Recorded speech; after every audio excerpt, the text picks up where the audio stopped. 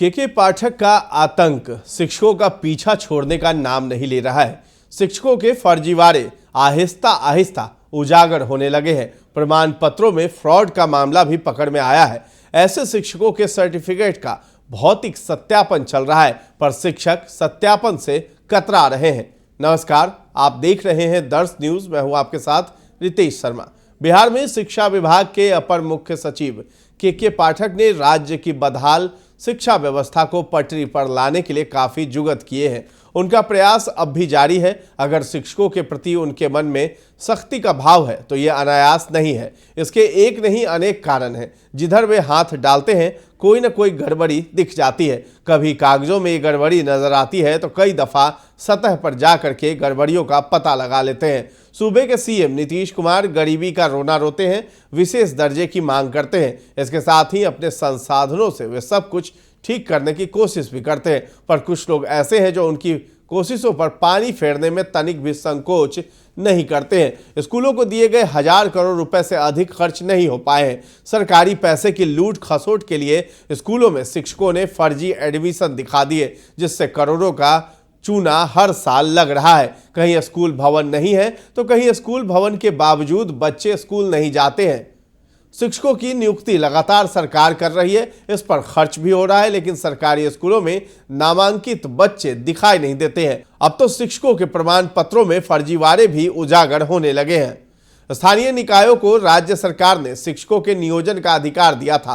3.5 लाख नियोजित शिक्षक अभी काम कर रहे हैं। चूंकि इनके नियोजन का अधिकार पंचायतों और नगर निकायों को दिया गया था, इसलिए कई शिक्षक भी बहाल कर लिए गए जो डिजर्व ही नहीं करते थे। जहां तक शैक्षिक प्रमाण पत्रों की बात है तो उनके जमा किए गए सर्टिफिकेट की गहन जांच पड़ताल नहीं हो पाई। लगातार 17 साल से काम कर रहे ऐसे नियोजित शिक्षक अब पकड़ में आए हैं। पहले ही प्रयास में के पाठक ने ऐसे 120 शिक्षकों की पहचान कराई है जिनके प्रमाण पत्रों में गड़बड़ी पाई गई है। खासकर उनके बीटेट, सीटेट, एस्टेट जैसे सर्टिफिकेट को लेकर भारी कंफ्यूजन है। कंफ्यूजन इस बात को लेकर के है कि एक ही प्रमाण पत्र पर अलग अलग शिक्षक काम कर रहे हैं।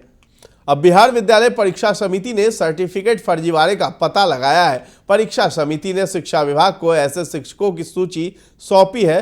शिक्षा विभाग ने इसके लिए निदेशालय में ही कमांड एंड कंट्रोल सेंटर बनाया है। कई शिक्षक ऐसे भी मिले हैं जिन्होंने सक्षमता परीक्षा के अलग अलग 2 आवेदन किए हैं। शिक्षा विभाग के सूत्रों के मुताबिक शिक्षक नियोजन में बड़े पैमाने पर फर्जीवाड़े की आशंका है। पहले चरण में चिन्हित 1205 शिक्षकों को अलग अलग खेप में शिक्षा निदेशालय तलब कर रहा है। उनके प्रमाण पत्रों का भौतिक सत्यापन हो रहा है। ये भी जानकारी मिली है कि उन्हें बुलाया गया है। उनमें बहुत से शिक्षक वेरिफिकेशन के लिए नहीं पहुंच पा रहे हैं। ऐसे शिक्षकों को शिक्षा विभाग ने नोटिस भेजने का फैसला किया है। बताया जाता है कि फर्जीवाड़ा पकड़ में आने के भय से शिक्षक उपस्थित नहीं हो रहे हैं। 345 शिक्षकों ने 2 आवेदन दिए। बिहार विद्यालय परीक्षा समिति को मिले सक्षमता परीक्षा के आवेदनों में डुप्लीकेसी भी पकड़ी गई है।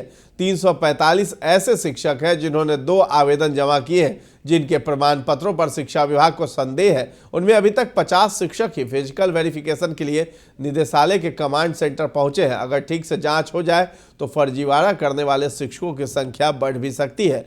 ऐसे शिक्षकों के खिलाफ विभाग क्या कार्रवाई करेगा ये तो नहीं मालूम, लेकिन अनुमान है कि उनकी नौकरी जा सकती है। उनको अब तक वेतन मद में मिले पैसे की रिकवरी के लिए कहा जा सकता है।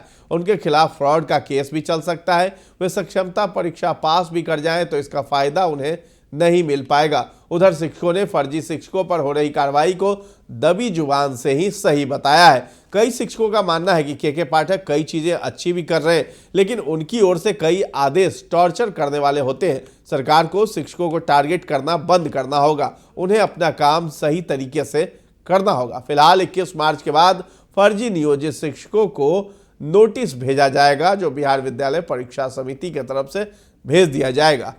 इस वीडियो पर आपकी क्या राय है हमें कमेंट सेक्शन में जाकर के जरूर बताएं, और हमारे चैनल को अब तक सब्सक्राइब नहीं किया तो कर लीजिए। और अगर ये वीडियो आप फेसबुक पर देख रहे हैं तो हमारे पेज को लाइक और फॉलो करना ना भूलें। धन्यवाद।